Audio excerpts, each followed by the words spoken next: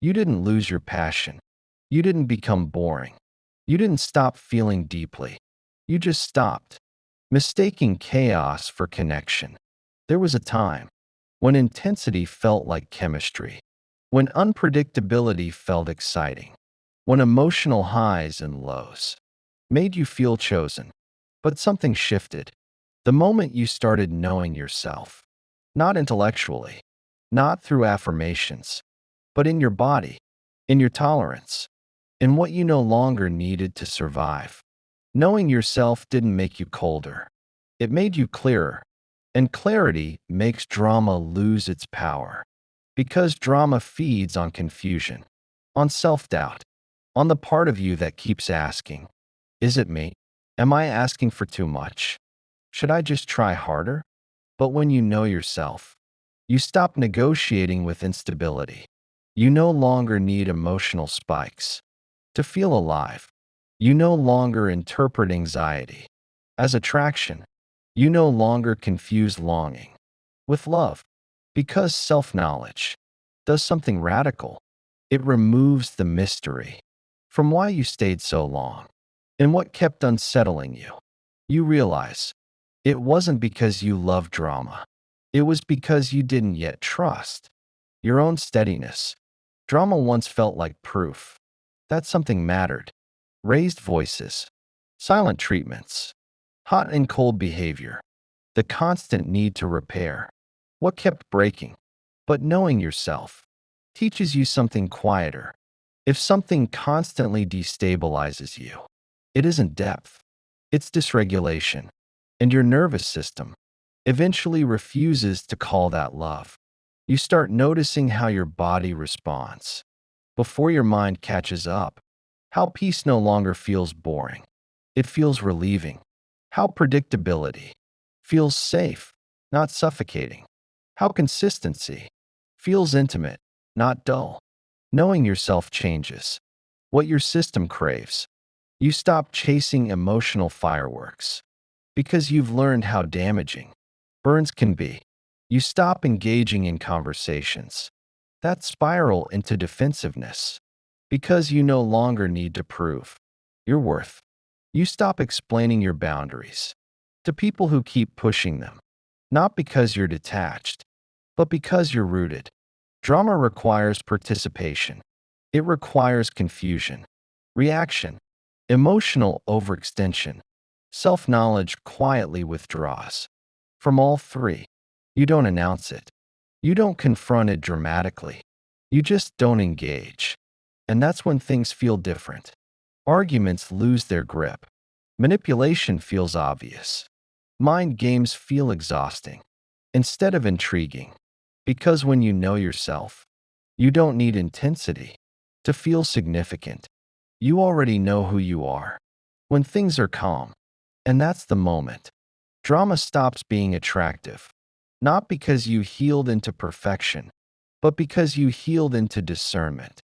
You start noticing it quietly, not as a decision, not as a rule, but as a lack of pull. The conversations that once hooked you now feel heavy.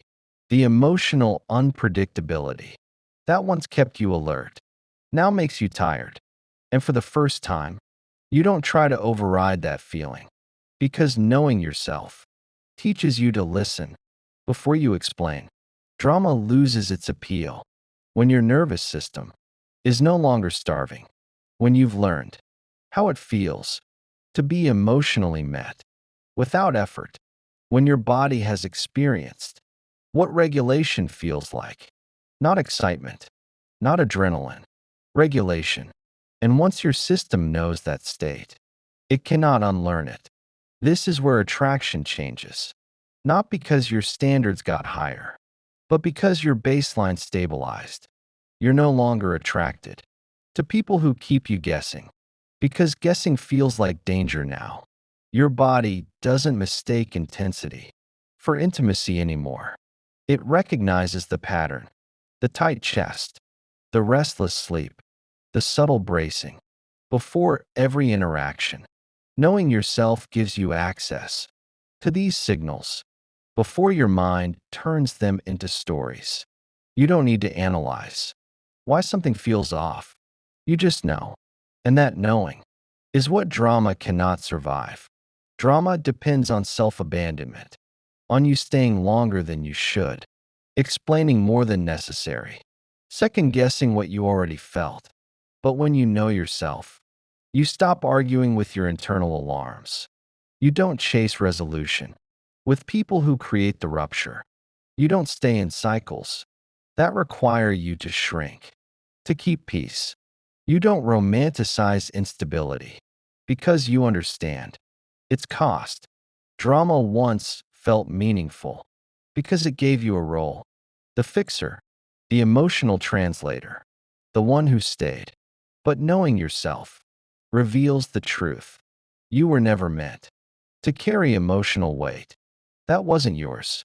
And the moment you stop carrying it, drama collapses because it needs imbalance to exist.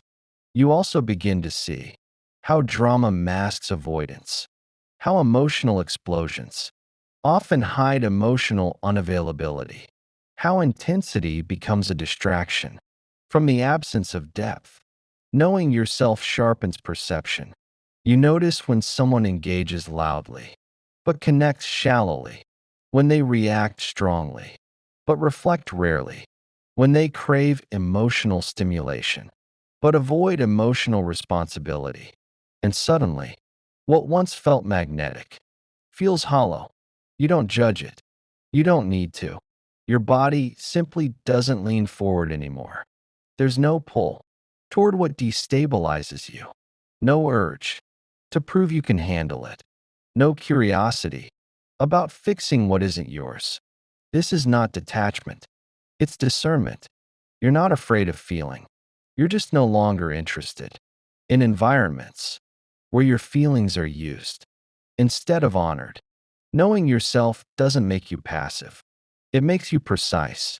You know what costs too much. You know what drains you slowly. You know what demands self-erasure in the name of love. And once you know that, drama has nothing to offer you.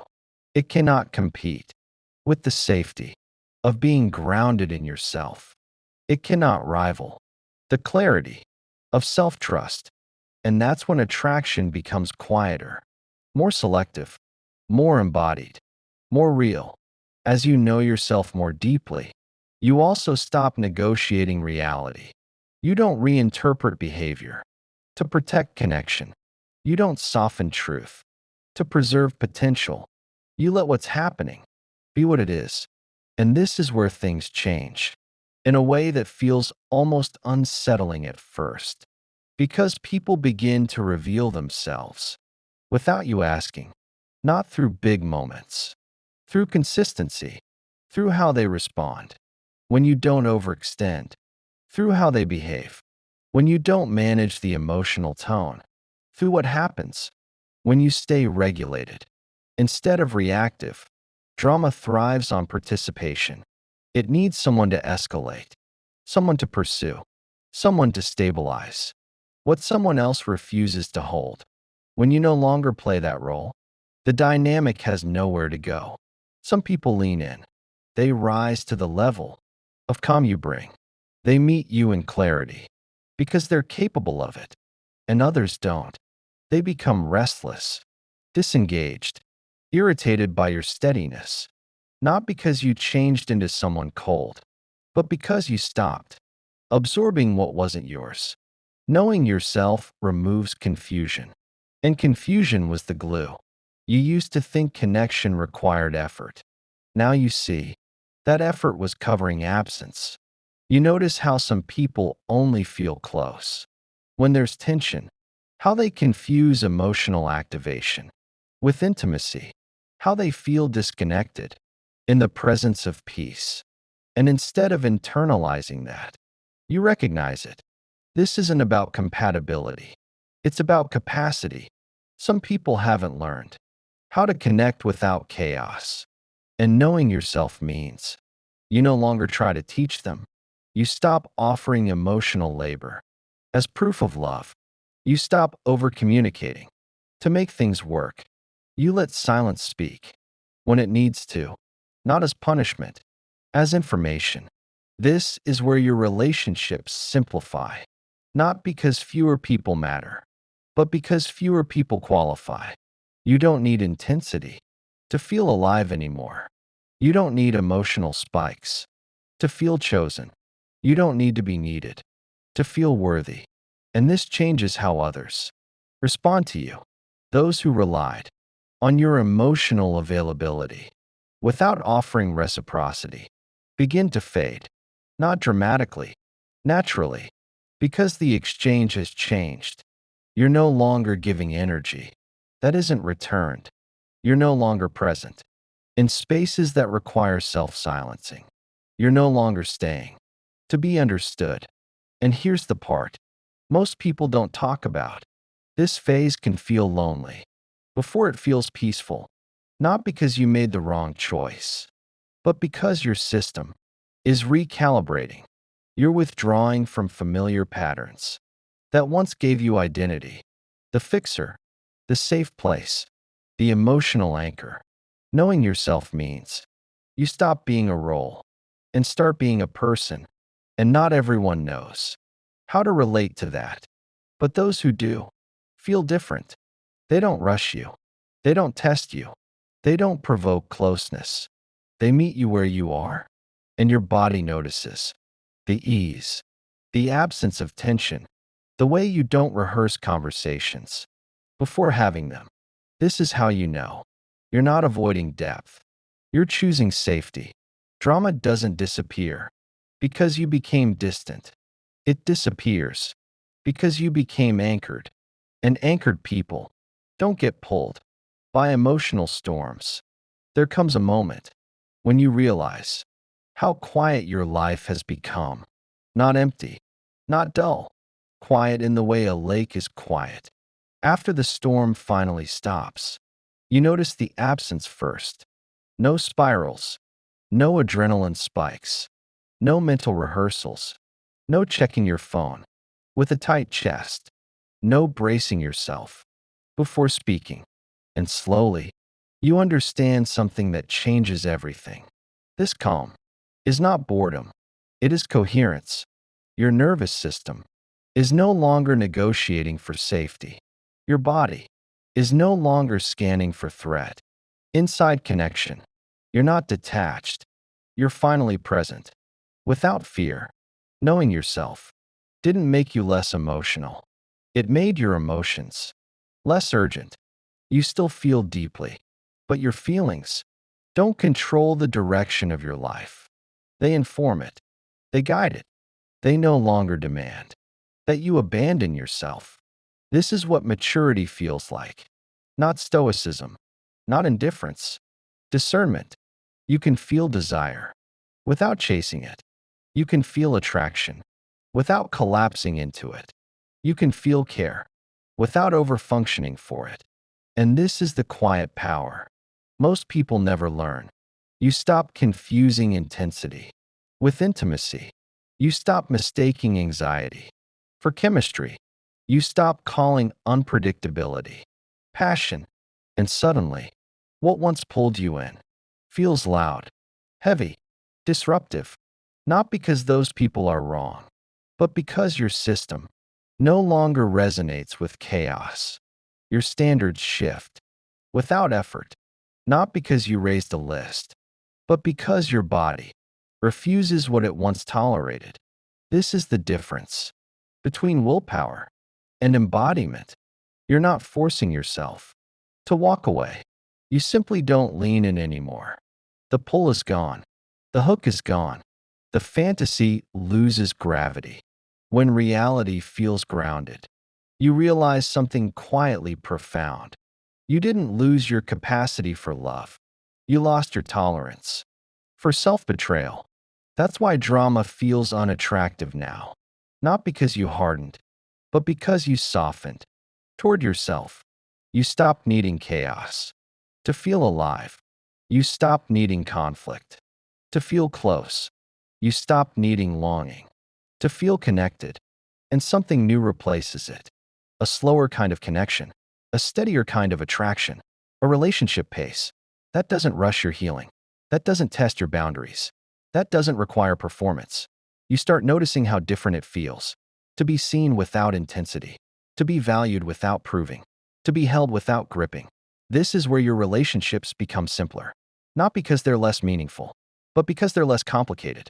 You stop asking questions like, why does this feel confusing? Why do I feel anxious around them? Why do I keep trying harder?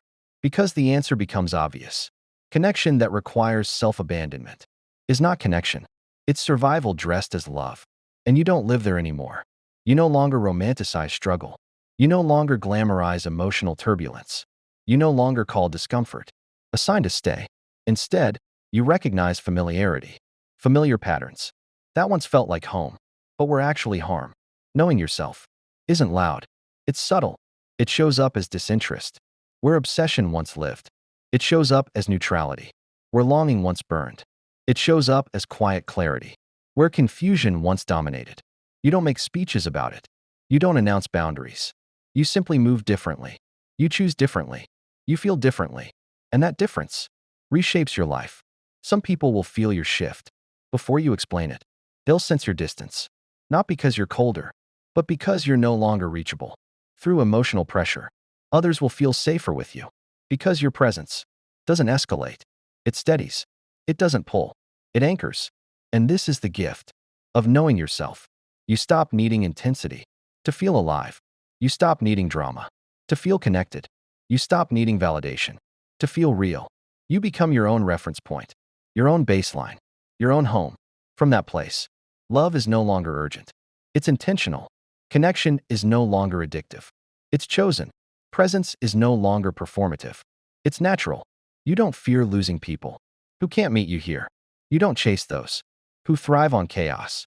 You don't shrink to fit emotional instability. You simply continue walking in the direction of safety. And slowly, your life reorganizes around peace. Not the fragile peace of avoidance, the grounded peace of self-recognition, the kind that doesn't flinch when silence stretches, the kind that doesn't panic when someone pulls away, the kind that doesn't overextend when connection feels uncertain. You trust yourself now, not as a concept, as a lived experience. You trust what your body signals. You trust what your energy withdraws from. You trust what feels spacious. You trust what feels steady. And that trust is what makes drama irrelevant. Not forbidden, not judged, simply uninteresting. Because you've tasted something richer. Alignment. And once alignment becomes familiar, misalignment loses its allure. So if you notice yourself less reactive, less pulled, less invested in emotional highs, nothing is wrong with you. You're not numb. You're not detached. You're not too independent. You're regulated. You're integrated. You're home. Let this calm stay. Let this steadiness deepen. Let this quiet become your new language. And if this resonates, stay here, not because you need guidance, but because your experience deserves reflection. Share what shifted for you, not to explain yourself, but to witness yourself out loud. You're not losing intensity. You're choosing truth. And truth, when it finally lands in the body, doesn't shout. It settles. It stays. It becomes the life you no longer need to escape from.